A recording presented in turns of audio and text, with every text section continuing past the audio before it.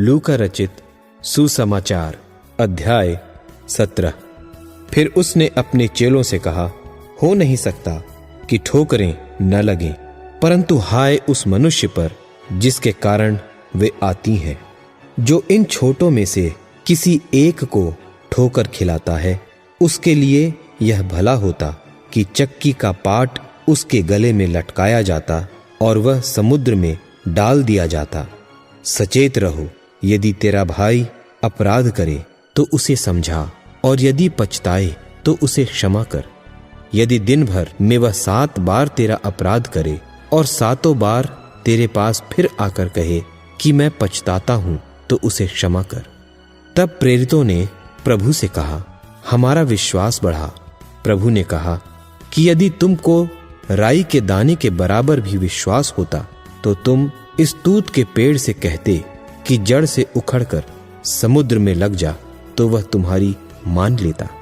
पर तुम में से ऐसा कौन है जिसका दास हल जोतता या भेड़ें चराता हो, और जब वह खेत से आए तो उससे कहे, तुरंत जाकर भोजन करने बैठ, और यह न कहे कि मेरा खाना तैयार कर, और जब तक मैं खाऊं पीऊं तब तक कमर बांधकर मेरी सेवा कर।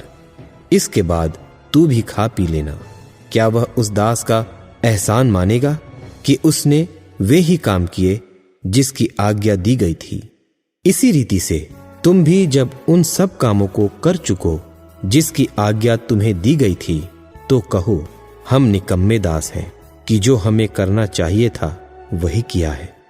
और ऐसा हुआ कि वह यरूशलेम को जाते हुए सामरिया और गलील के बीच से होकर जा रहा था, और किसी गांव में प्रवेश करते समय उसे 10 कोढ़ी मिले, और उन्होंने दूर खड़े होकर ऊंचे शब्द से कहा, हे यीशु, हे स्वामी, हम पर दया कर।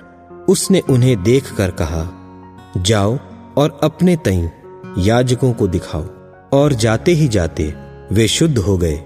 तब उनमें से एक यह देखकर कि मैं चंगा हो गया हूं, ऊंचे शब्द से परमेश्वर की बड़ाई करता हुआ लौटा, और यीशु के पांव पर मुंह के बल गिरकर उसका धन्यवाद करने लगा, और वह सामरी था। इस पर यीशु ने कहा, क्या 10 शुद्ध न हुए? तो फिर वे 9 कहां हैं? क्या इस परदेशी को छोड़ कोई और न निकला जो परमेश्वर की बड़ाई करता? तब उसने उससे कहा, उठकर चला जा, तेरे विश्वास ने तुझे चंगा किया है।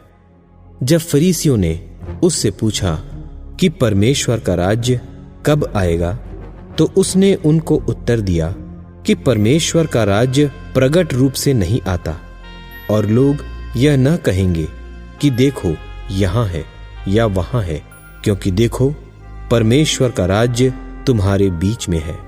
और उसने चेलों से कहा, वे दिन आएंगे जिनमें तुम मनुष्य के पुत्र के दिनों में से एक दिन को देखना चाहोगे और नहीं देखने पाओगे।